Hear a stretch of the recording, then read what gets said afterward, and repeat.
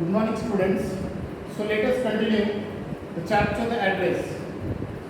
In the last video module, we have discussed about especially when the narrator remembers her first meeting with Mrs. Darling.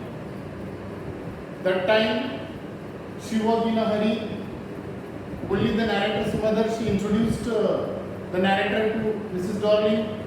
Then the narrator asked about the address that she live far away. Looking at the heavy luggage, narrator asked, and mother had given the address that she lives at Marconi Street at number 46. This is the address. So then the next point, that is, initially the narrator was reluctant. Reluctant means unhappy, not willing to see the belongings. The narrator had remembered the address but waited for a long time. Initially, the narrator was not, especially after the liberation, after this World War II. At the first stage, she was not willing to see the things. Why? She did not want to see the belongings, old belongings of her mother, because she afraid that to see the belongings that had belongs to her dead mother. So definitely, what would happen because of that? It would definitely make her nostalgic about the old memories, or it would evoke the old memories of her mother, of that person who is no more now. It means her mother. So that's why at the initial stage of after the World War II, that she did not want to go there to see the old belongings of her mother. And one more thing, she didn't want to see the things which were, for example, which had been lying in the boxes or in the cupboards of Mrs. Darling's house, and the things which would have been waiting to keep in their at their old places. It means the narrator's house, or their smell, or all these things. So that's why the narrator did not want to take the possession of all these things in the very first instance after the Second World War. But what happened suddenly? The narrator didn't know, and when the things were becoming normal day by day, gradually the things became normal again. Explanation is given. You can see on page number 12. It's a very important explanation for us. Bread was getting to be a lighter, easier. This it means a lighter color. Lighter color means here the narrator wanted to say that during the World War, what happened? They were getting the bread of a black color. It means in that extent that they had been humiliated, tortured, or they had been injured. How? It means by this explanation we can understand the bread was getting of a lighter color day by day. And the one more explanation is given. There was a bed you could see in an unthreatened manner. It means during the war, being belongs to a Jewish community, that they could not sleep properly in the nights. In that way, that they had it means seen out, tolerated all these things. Further on, moving next explanation, that a room with a view that you were more used to glancing at each day. It means during the war, it means they would not able to see or to peep out of the window or to keep the windows open. They were not allowed. In this way, in this adverse stage circumstances that they have lived, the narrator and her mother, that they survived. Even they could not get the proper bread, which almost they got the bread in black colors. They could not have a sound sleep during the nights. Another thing, they could not keep the windows open. Next, so then, and suddenly one day that she noticed that she was so curious. She became so curious to know the old belongings of her mother, or to see the old belongings of her mother. She felt that it means she felt to touch, to see, to remember the things. One day suddenly that she noticed. So that's why then the next point, that is the narrator decides to visit again. Then she decided to visit it again. After her first visit, which was almost yielded no result at all, in vain, her first visit. So that's why she decided to try for the second time. And when she went for the second time at the door of that address, Marconi Street, number 46, this time the door was opened by a 15-year-old daughter. 15-year-old daughter. That she opened the door. A girl of 15-year-old, about 15. And she asked to the narrator. The narrator asked, what did the narrator ask? Was your mother at the home? The narrator asked her. She said no. That she went outside for doing some errands, doing some work or something. The narrator said no problem, that I will wait for her. So after that, the narrator followed the girl along the passage, and when she was going along the passage, the narrator noticed what she noticed: an old-fashioned watch, iron, that was iron, and a kind of a candle holder next to that the narrator noticed, right? An old-fashioned iron candle holder that she noticed. And the narrator suddenly remembered, we never used it at our time before this war. The narrator and her mother never used it, and but it had been put up something in front of the mirror by Mrs. Darling at her house. Actually, that candle holder that was belongs to the narrator, holding belonging of the narrator. But now, who was using? Mrs. Darling was using that article. So then, next, the narrator, that little girl, when they went inside the room, the girl asked, won't you sit? Won't you sit or want to sit down? Asked the girl. She gave the chair, the narrator sat, and then suddenly, as soon as that they, for example, they entered the room, the narrator was horrified, shocked to see. What? The narrator was horrified to see the things, horrified here, especially.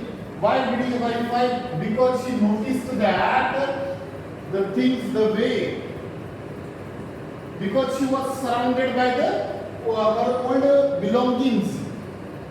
So that's why she was horrified. She was, as soon as she entered in the room, that she noticed that she was surrounded by the old belongings of her mother. In the midst of that old belongings, those old belongings. So that's why she was horrified. And another side, she felt oppressed. Oppressed means saddened. Why did she feel sad? Because maybe that she thought that all the belongings had been kept in a strange atmosphere. That might be the reason. Belongings of her mother had been kept in the strange atmosphere. Next, why the narrator was saddened, or she became sad, looking at actually she was in the midst of the things which she wanted to have. But now, when she was surrounded by all these things, but suddenly she was not happy. Why was she not happy? Might be because of this, the way that the things had been arranged in it means almost not in a systematic manner, had been kept in a strange atmosphere of the surroundings. In a tasteless manner, the things were arranged, had been arranged. The narrator was really, it means she had to see in this way all these things, especially the ugly furniture. Next, the muggy smell, unpleasant smell, the narrator noticed. And one more thing the narrator noticed at that time, that is a tablecloth. Right? When she rubbed on that tablecloth, that she felt at that time warm. That and she noticed at that time, especially on the tablecloth, some burn mark that she noticed at that time on the tablecloth, which had not been repaired yet. Still, on the edge of that tablecloth, some burning mark that she noticed, which had not been repaired. So that's why she got confirmed to that. Now she was confirmed. So later on, the narrator saw that is, for example, the silver cutlery, each and everything, even the still life. Still life means a kind of a painting, a kind of a cloth, or the painting of the flowers or the fruits, such a cloth or such a place, or the cloth on which the painting is made, painting of the flowers and the fruits. So the narrator, looking at the painting or that still life, the narrator, she remembered. What did she remember? An apple. It means in her days, in the old days, before this World War, when she was with her mother, at that time, especially in her childhood, she had fancied about especially an apple on the tea plate. This apple or this tablecloth or this still life, the apple which had been placed on the still life, that she had fancied about all these things in her childhood, and that still life that belongs to her family. She recognized everything. She was surrounded by old belongings of her mother. Maybe the tablecloth, for example, cutlery, crockery, everything that she noticed. So the next point coming, that is the narrator's keen observation of Mrs. Darling's daughter. Because Mrs. Darling, she was not at the home at the time. Only her 15-year older daughter. And the narrator noticed very keenly that she observed that her daughter, who had a broad back, similar to Mrs. Darling, like Mrs. Darling, that she noticed. And the girl, what was she doing at the time? She was placing teacups for the tea, arranging some teacups for the tea. And she asked the narrator for the tea. The girl said, already I have made the tea for my mother. So she asked, what did she ask? Will you have a cup? Narrator said, thank you. So next incident coming, that is the narrator noticed the girl when she was pouring the tea with a white teapot. Next object, that is white teapot. The narrator looked at that white teapot from which that she was pouring the tea, and she noticed the gold border on the lid also. On that white teapot, gold border on the lid, that she noticed, and she understood the things. And after that, the girl or the daughter of Mrs. Darling, she took out some spoons from the box. The narrator said, the box is so nice. The girl laughed. So in this way the conversation was going on. Everything, all the cutlery, crockery belongs to the narrator. Everything the narrator noticed, that all the belongings, and she evoked the old memories of her mother. And after that, an old antique plates. The narrator, when she looked at the old antique plates hanging there, she made a joke. For example, that little girl, that she made a joke that my mother said, it means Mrs. Darling, we have got ample numbers, it means a lot of such antique plates or such things we have got. And once what happened, almost because of the beauty, because of the appearance of these antique plates or the beauty that we were about to, it means we ate of each of all the things. So in this manner that she made a joke, both laughed, but the narrator indirectly, in between the conversation, the narrator gave the hint, looking at the burning marks on the table or each and everything, the narrator indirectly hinted to the girl regarding the familiarity, regarding the possession of all these things. But here, that girl, Mrs. Dowling's daughter, she was unaware about the fact. Only it means she considered that, she assumed that all these things, all these belongings or the contents, articles that are belongs to my mother, that are ours. Who was thinking? That little girl, that daughter, but she was unaware about this fact. So this is all about the 3 points that we have explained. Now only 2 points are left along with the summary that we will complete in the next video. Thank you.